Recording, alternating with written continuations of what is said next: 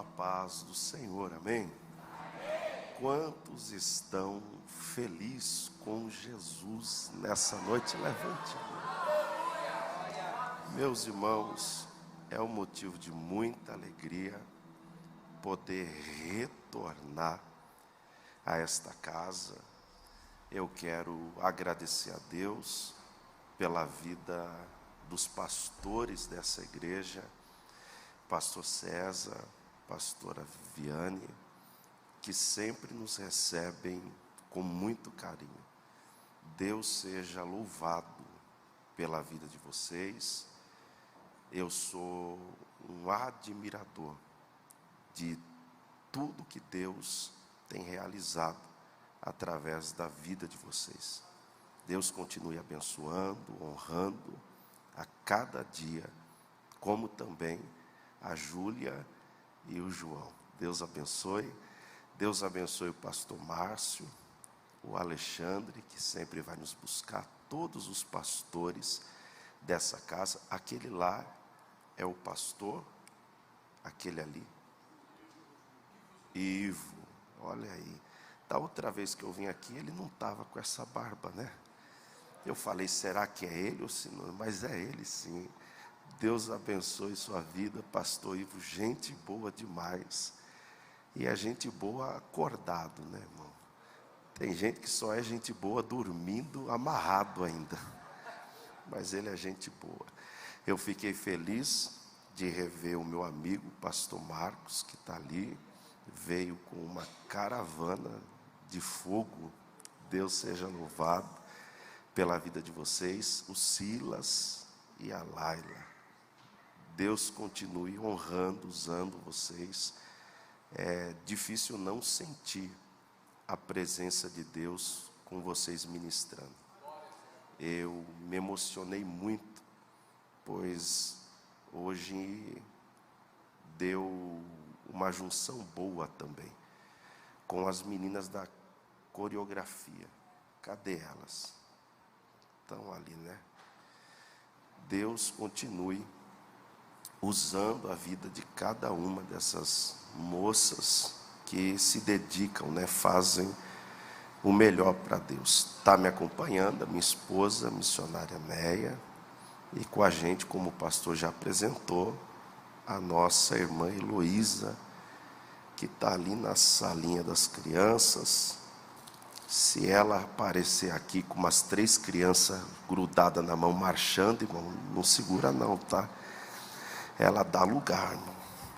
Atos dos Apóstolos, capítulo de número 3.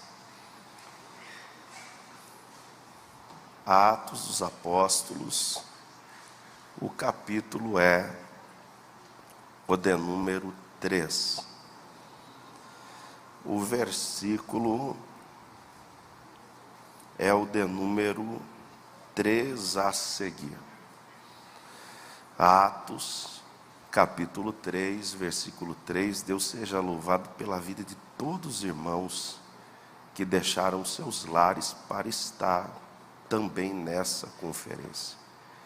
Vim em um culto de domingo, para alguns é até costume, mas quando engata, desde domingo, eu acredito, desde sábado, na virada, o domingo, a segunda, a terça, tem que ser crente mesmo, irmão.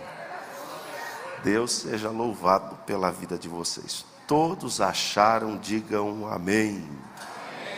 Quem não achou, diga aleluia. Nos diz assim: quando viu que Pedro e João iam entrar no templo, pediu que lhe dessem um donativo. Fixando nele o olhar, Pedro, em companhia de João, disse: olha para nós. E o homem olhou para eles com atenção, na expectativa de receber deles alguma ajuda.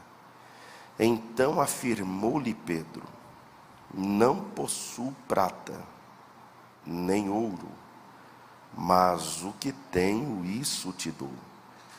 Em nome de Jesus Cristo, o Nazareno, ergue-te e anda. Vamos falar sobre o dia que o homem entrou no templo. Podei-vos assentar. Sem sombra de dúvidas, esse é um texto muito conhecido pela Igreja do Senhor, de tal forma que eu acredito que a maioria dos irmãos aqui reunidos já ouviram alguma vez alguém pregar sobre este acontecimento, alguém cantar sobre esse fato. Porém, a regra básica da hermenêutica é fazer perguntas para o texto. E eu resolvi fazer algumas perguntas. A primeira foi: qual é a idade aproximada desse homem? E lendo a Bíblia em Atos, capítulo 4, versículo 22, nós descobrimos que este homem tinha mais de 40 anos de idade. A segunda pergunta foi: e qual era a enfermidade que esse homem carregava? Pois eu já vi alguém pregar que ele era paralítico. E lendo a Bíblia, na João Ferreira de Almeida, revista e corrigida, nós descobrimos que ele era coxo. Na King James, que é essa que eu estou usando, vai dizer que ele era aleijado. Pois a Bíblia ela é bem clara. Se ele fosse paralítico, iria estar escrito que ele era paralítico. Como, por exemplo, em Marcos, capítulo 2, versículo 3, naquele acontecimento em Cafarnaum, que o homem desce pelo telhado, e bobo é o homem, pastor César, que acha que inventou o elevador, pois o elevador foi criado aqui, mas também só desceu. A Bíblia diz que trouxeram um homem paralítico.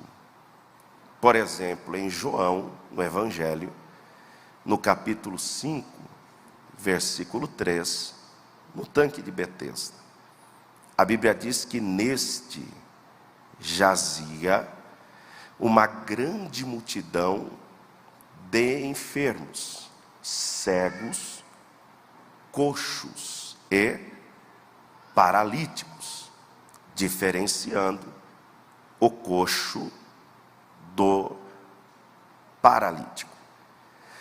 Pois o coxo é aquele que manca, o coxo é aquele que tem uma imperfeição no pé. No caso desse homem, pastora Viviane, era nos dois, pois em Atos, capítulo 3, versículo 7, vai dizer que os pés, plural, e tornozelos, plural, se firmaram, pastor Ivo.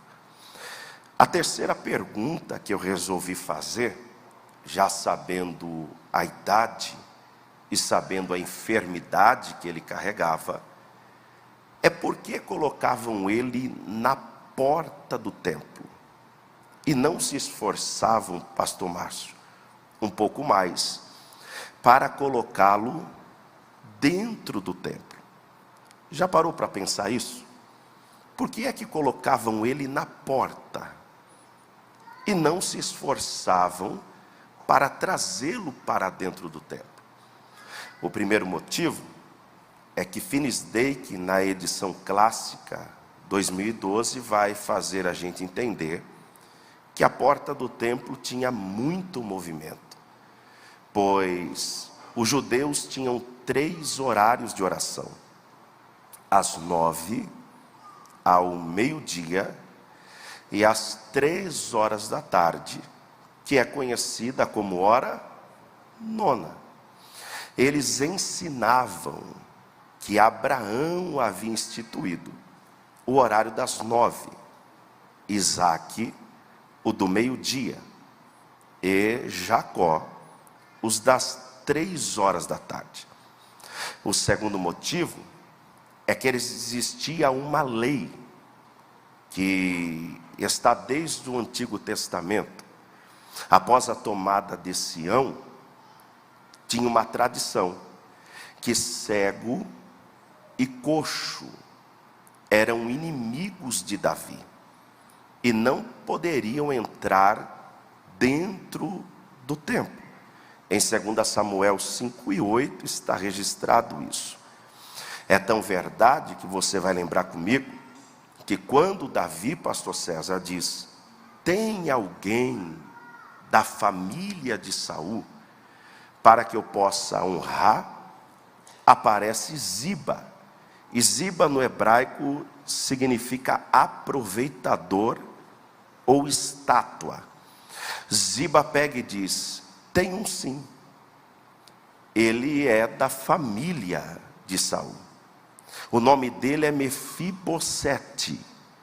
Parece que eu vejo Davi abrindo um sorriso, e Ziba, o aproveitador, já dá uma bordoada dizendo: mas ele é coxo, ele é aleijado. Como quem estivesse falando: coloca eu no lugar dele, pois todo aproveitador é que nem estátua, nunca sai do lugar. Quando pensa que Davi vai falar: é meu inimigo, Davi olha para Ziba e diz: manda pegar ele lá em Lodebar, pois se Deus quer fazer algo na tua história, não tem um aproveitador que vai impedir Deus de fazer. O terceiro motivo é que tinha alguém que dava uma esmola, pois se na porta do templo ele não recebesse, você vai concordar comigo, ele sairia da porta para pedir em outro lugar. E por que, pastor? Alguém ia para o templo e mesmo assim dava esmola para ele. O motivo é que existem muitas pessoas que têm a capacidade de receber a orientação no templo, mas não colocar em prática aquilo que recebem dentro do templo. Prova disso é que existem pessoas que estão aí, não olha para ela se ela estiver aqui que dá briga, na fila das desesperadas, e o pregador profetiza, alguém orienta dizendo: Deus vai preparar o teu varão em 2023. Olha, já teve irmã que abriu até um sorriso: é meu ano, pastor. Só que quando chega na madrugada, ela corre para o Tinder. Sabe quando Deus vai te dar um varão? Nunca. De Deus? Não. Prova disso é que existem pessoas por esse Brasil que o pastor orienta dizendo: Deus vai salvar o teu marido, vai arrancar ele da cachaça, a tua família será uma bênção. Dentro da igreja ela é um anjo, mas na casa dela ela é um demônio. Sabe quando Deus vai fazer algo na vida do marido? Nunca. É por isso que aquela mulher do fluxo de sangue, ela pegou a orientação e ela colocou em prática. Ela disse consigo mesma: se eu tão somente tocar na orla da veste dele, eu serei curada. A fé e a atitude andando juntas. Ela vai caminhando, magra, debilitada, anêmica, fraca, vai passando por um, pelo outro, e quando ela toca na orla, entenda isso, não foi no corpo, foi na orla. E quando a Bíblia trata a palavra multidão, no mínimo é 5.000. Quando ela toca, Jesus para a caravana do milagre. E Jesus diz: quem me tocou? Pedro aparece. E Pedro, você sempre vai ver isso na Bíblia. Quando a pergunta é coletiva, Pedro, ele se destaca. Eu acredito por ser sanguíneo. E o sanguíneo geralmente é assim, ele fala em primeiro. Pedro, se Pedro fosse brasileiro, nada contra, ele seria nordestino, irmão. Pedro, ele se destaca, ele grita também: mestre, a multidão te aperta e te espreme. E o Senhor pergunta: quem me tocou? Jesus, parece que eu vejo ele falando para Pedro: Pedro, alguém veio nesse culto, não somente com a orientação e com a fé, mas também veio com a atitude de me tocar. Eu senti que alguém me tocou, porque de mim saiu virtude. Perceba que esse homem está há muitos anos na porta, e as conexões que ele fez só permitiram ele chegar na porta. A porta, ela é formosa, segundo a história, de 25 metros de altura. Tem noção do que é isso? É como um prédio, pastor Marcos, de 8 andares. A porta era feita de bronze original de Corinto e ficava no nascer do sol. Mas o que adianta estar na frente da porta e não poder passar pela porta que é formosa? E por que é que ele não passou? Porque algumas pessoas querem que você esteja bem, mas nunca melhores do que elas. Não está satisfeito com o lugar que você tem chegado? Mude as suas conexões, pois as suas conexões vão influenciar muito o lugar que você vai chegar. Ele ficava na porta e alguém passava e dava uma moeda. Ele ficava na porta, alguém passava e dava uma esmola. Ele ficava na porta, alguém passava e lhe dava um trocado. Mas o céu prepara um dia que mudará a história dele.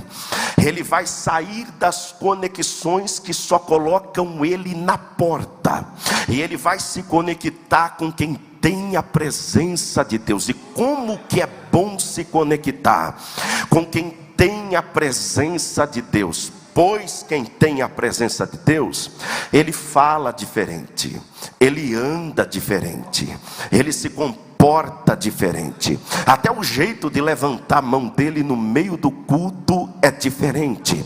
Ele está, olha, tem uma menina lá na escolinha que ela levantou a mão, pastor César, lá na escola, ela está levantando a mão. E quando ele está pensando que vai chegar alguém que vai dar uma moeda, ele olha para Pedro e para João e ele diz: me dá uma esmola. Pedro pega e diz para ele, eu acho isso muito lindo. Pedro diz: olha para nós. E alguém prega dizendo, eu não sou contra, não pode olhar para o homem que o homem é falho. É claro, não é anjo. Não pode olhar para o homem que o homem peca. É claro, é pecador. Não pode olhar para o homem que ele vai dar. Não pode olhar para quem é corrupto. Não pode olhar para quem não tem um bom caráter. Não pode olhar para quem não tem vergonha na cara. Não pode olhar para quem não dá testemunho. Não pode olhar para quem é contra o hino da harpa, alvo mais que a neve. Não pode olhar para quem diz, não pode cantar, o nosso general é Cristo. E quem é nosso general? É o Satanás, irmão? Não pode olhar para quem pega o microfone para cantar e fica cantando música mundana. Mas para quem está vindo de um dia de Pentecostes, eu arrepiei. Para quem está vindo pregando ganhando quase 3.000 almas, tem que pegar a lupa e olhar para ele. Ele dá uma olhada e diz: olha para nós, eu não possuo prata prata e não possuo ouro. E aqui que muita gente se quebra, pastor César, porque tem gente que só bajula quem tem prata e ouro, tem gente que só tira foto com quem tem prata e ouro, tem gente que só dá carona para quem tem prata e ouro. Foi Abigail Buren que disse que o maior indicador do caráter de alguém é como ele trata quem não pode lhe oferecer nada. Preste bem atenção, que tem gente que se arrebentou em 2022. Nem sempre as conexões que Deus colocará na tua vida vai estar com o bolso cheio de prata e cheio de ouro, mas vai te colocar em portas que quem tem ouro e prata não te colocará. Porque o fato de entrar pela porta formosa, e eu estou todo arrepiado, não depende se tem prata e ouro, e sim a intimidade com o dono do ouro e o ouro dono da prata. Quando pensa que ele vai sair da mesma maneira, ele diz: não possuo prata nem ouro, mas o que eu tenho, ele tem alguma coisa, isso eu te dou, em nome de Jesus Cristo Nazareno. Levanta e anda. E a Laila cantou aqui sobre o poderoso nome de Jesus. Paulo deu um grito dizendo que Deus lhe exaltou sobremaneira e deu um nome que é sobre todo nome. O nome de Jesus é maior do que o nome de Luiz Inácio Lula da Silva. O nome de Jesus é maior do que o nome de Jair Messias Bolsonaro. O nome de Jesus é maior do que o nome de Isaías, Jeremias, Ezequiel, Daniel, Oséias, Joel, Amós, Obadias, Jonas, Miqueias, Naum, Abacuque, Sofonias, Ageu, Zacarias, Malaquias. O nome de Jesus é maior do que o nome de João Batista. Pastor, e por que é que o nome de Jesus é tão grande? Vários motivos, mas entre ele não tinha servo, mas era chamado de Senhor. Ele não estudou, mas ele era chamado de mestre. Tem para ele. E por que ele era mestre? Porque em química ele converteu água em vinho, em biologia nasceu sem a concepção normal, em física desmentiu a lei da gravidade andando por cima das águas e subindo ao céu, em economia refutou a lei da matemática, aonde com 5 pães e 2 peixes alimentou 5.000 homens, sem contar mulher e criança, e ainda sobrou uma padaria e uma peixaria. Pastor, por que é que ele é mestre? Por quê? Porque na medicina ele pasmou doutores, ele não andava com oftalmoscópio, ele não andava com uma roupa branca e uma cruz vermelha no peito, ele não andava com Tilenol, Gardenal, Diazepam. Mas a mulher que sofria 12 anos, ela disse: eu tão somente tocar na ola, eu serei curada. Pastor, por que ele era mestre? Porque a história é contada antes e depois dele, ele é o princípio, também é o fim. Pastor, por que ele é mestre? Porque no português o sujeito e o predicado está subordinado ao verbo. E o que a Bíblia diz? João capítulo 1 versículo de número 1: no princípio ele era o verbo. Pastor, ele domina o português, claro, irmão, até o alfabeto. Na letra L é o alfa, na letra B ele é o bom pastor, na letra C ele é o cordeiro de Deus que tira o pecado do mundo, na letra D ele é o Deus fiel, Deus de aliança, Deus de Abraão, Isaac e Jacó. Na letra E ele é eterno, Emanuel, aquele que era, aquele que é, aquele que está por vir para buscar a igreja. Na letra F ele é fortaleza, na letra G general de guerra, na letra H o homem das mãos furadas, na letra I imutável, invisível, na letra J justo, justificador que justifica alguém nessa noite. Na letra L ele é o leão da tribo de Judá. Na letra M o maravilhoso, na letra N Nazareno, na letra onipotente, onipresente, onisciente, na letra P príncipe da paz, na letra Q quarto homem da fornalha, na letra R rei dos reis, S senhor dos senhores, na letra T todo poderoso, na letra ungido de Deus, na letra V varão de guerra, na letra X xerife do exército de Israel, e na letra Z só para quem veio adorar, ele é zelador de promessa. Levante a mão quem tem promessa para o céu, aplauda ele bem forte. Se tu está crente na glória, levante as tuas mãos bem alto. Levante nesse mesmo espírito que eles estão aqui na frente. Levante as tuas mãos que eu vou profetizar.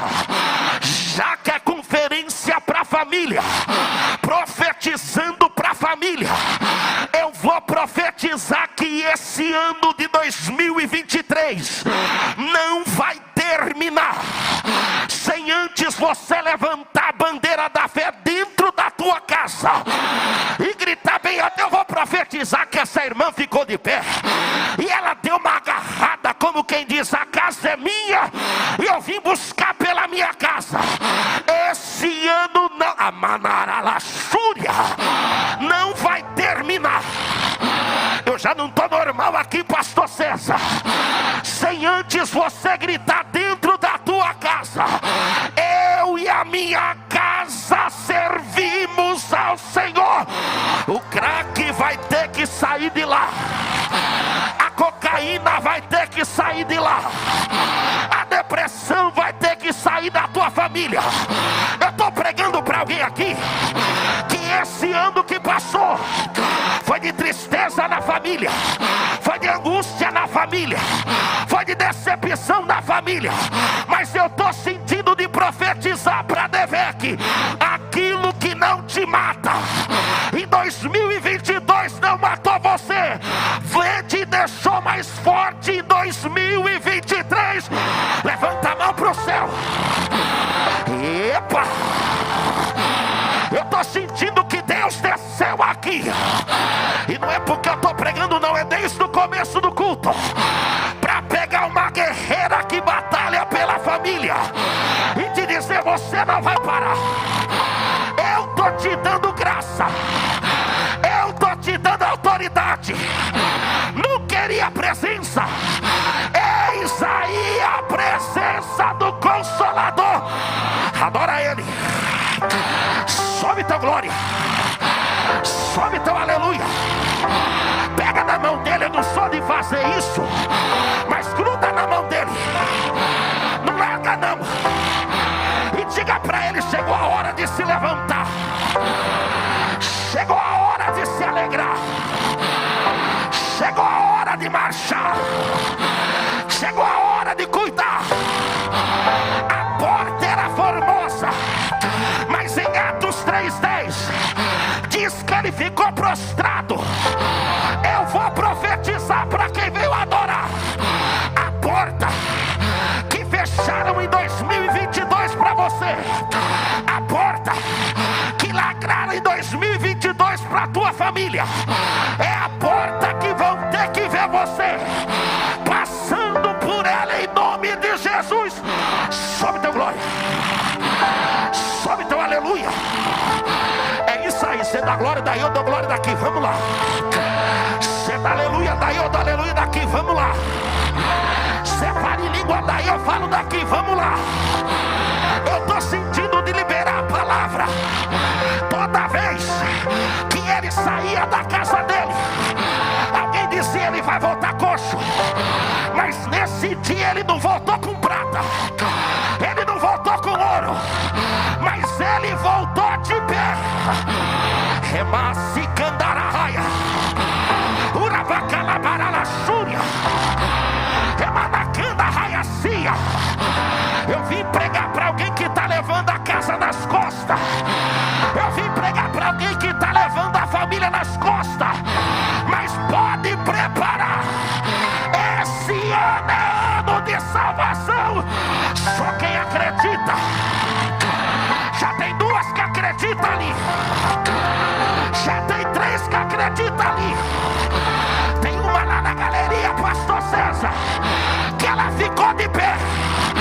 E eu vou profetizar: hoje é noite de levantar e sair andando, em nome de Jesus de Nazaré.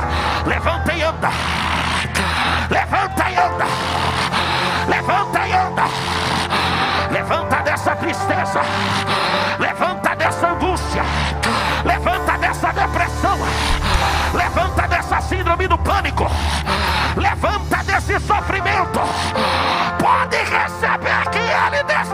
Remanarraia, urabacalabaralaxúria. Eu vou te dar um minuto para você adorar. Eu vou te dar um minuto para você exaltar. Eu vou te dar um minuto para você bem dizer. Eu sei que alguém está dizendo que esse é o pior ano da história. Que seja para o demônio, que seja para o caluniador, que seja para o fofoqueiro. Eu conheço um Deus que ainda casa, corvo de garçom para levar para o profeta. Eu conheço um Deus que livra da cova dos leões. Será que você pode levantar a tua mão e adorar Ele por um minuto? Ele entrou para o culto. Ele entrou para o culto. É por isso que ele pulou do culto, pastor. É por isso que ele ficou de pé no culto. E é por isso que você nunca pode tentar impedir alguém que vem no culto e está pulando que nem essa irmã, que está chorando igual aquela. Você não sabe o que ele passa na família dele. Você não sabe a cara de paisagem que ela faz aqui dentro do culto.